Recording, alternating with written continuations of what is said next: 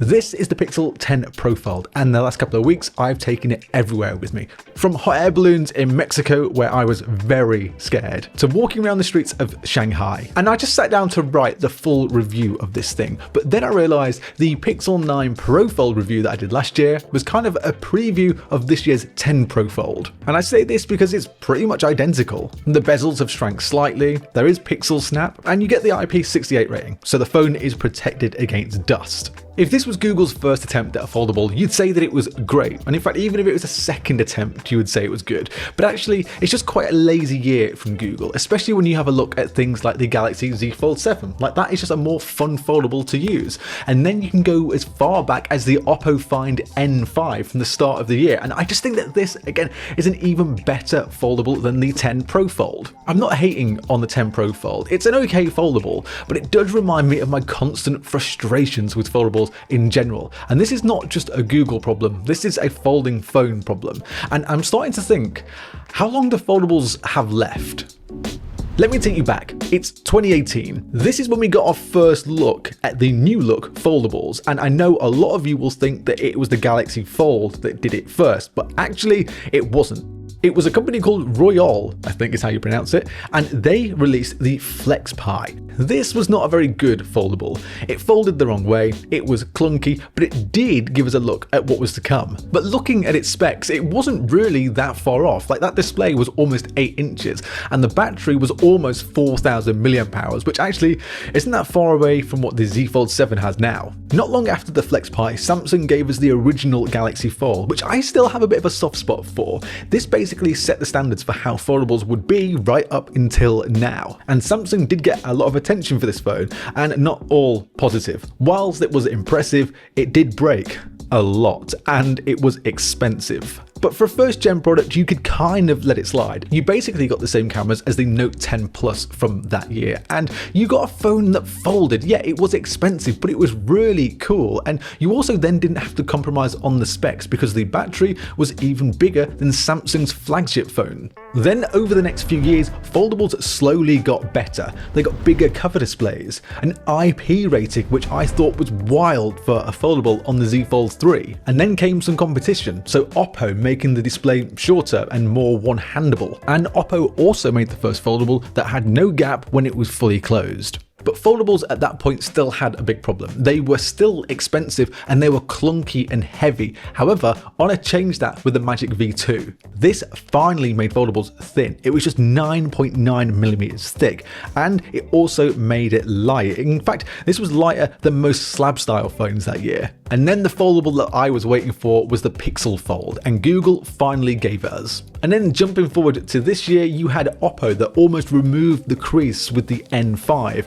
Huawei then beat everyone to a trifold, and Samsung finally in 2025 caught up to the thinness of Chinese brands, and Google did the first foldable with an IP68 rating. And you just look at all that and you can see how far foldables have come in the last 8 years, and it's actually pretty impressive. The problem is though, no one cares because no one's buying these things. Book-style foldables only make up about 1% of the market, and to be honest, as cool as they are, it's easy to see why people aren't buying them. It's a shame because I wish foldables were way more mainstream, but there is still one thing holding, I think, almost everybody back, and it is the price, because they are still 8 years on so expensive.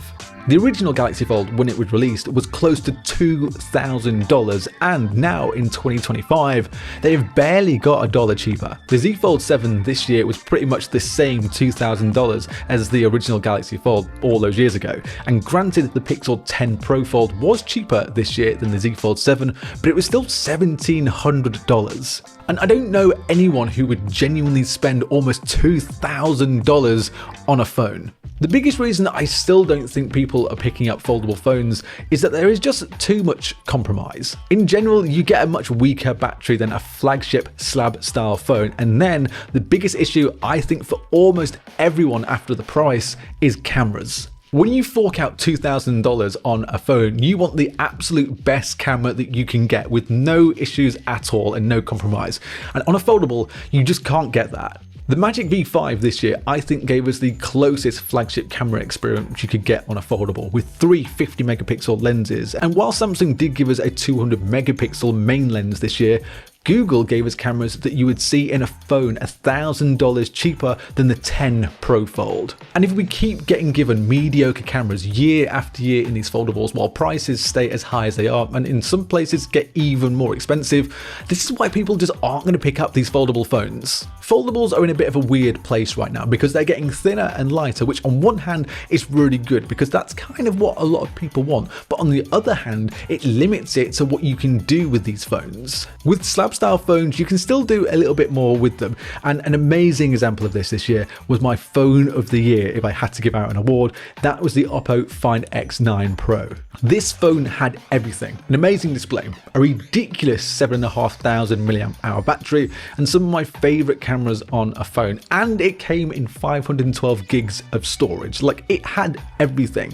And all of this is still cheaper than the lowest spec folding phone from anyone. The Find X9 Pro is a good example of a phone that did small upgrades well, and because it's a slab-style phone, there's just a little bit more to play with, and then it really shows just how far behind something like the Pixel 10 Pro Fold is. And I've mentioned this, there's no hate for the 10 Pro Fold specifically, because this is just a foldable phone problem, so it's not just something that Google have on their hands. With a slab-style phone, you can still spend way less and just get way better without any compromise.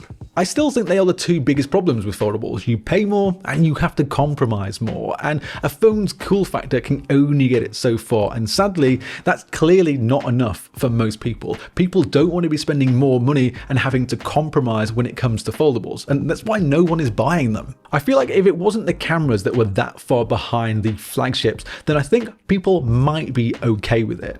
And then it brings me on to a company that I didn't want to mention at all in this video really, because they've not entered the foldable space yet. But if you believe what you read, then 2026 will be the year that Apple finally jump into that foldable world. I am curious to what they will do, because you'd expect Apple to not compromise when it comes to specs. But then you look at the iPhone Air and it kind of doesn't fill me with confidence of what an iPhone Fold might be. Granted, this video is a little bit long, but I just kind of wanted to air my frustrations with foldable phones. And trust me, I love foldables. I want them to be everywhere. And I don't think you're going to find a bigger foldable fan than me. Maybe Michael Fisher is a bigger foldable fan than me, but honestly, I do genuinely love foldables. I just struggle at the moment to see how foldables are really going to get a bigger market share. They're stuck in a place right now where they are thin enough to feel like a regular phone, but what else can you do? The Pixel 10 Pro Fold is a good example of the upgrades being so small.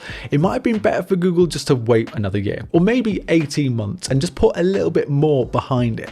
People are spending $2,000 on these foldables, and we definitely don't need a new foldable every single year unless there is a big enough upgrade to make us want to jump. Let me know what you think in the comments of foldables though, because I do think we're in a bit of a place at the moment where foldables really need to do something different or they're gonna die. And if you have picked up a foldable phone in the last couple of years, do you really care about the compromises and having worse cameras than a major flagship phone? Anyway, before you head off, make sure you subscribe to the channel. Thank you for listening to my little rant on foldable phones. And if you subscribe to the channel, then I'll see you in the next one.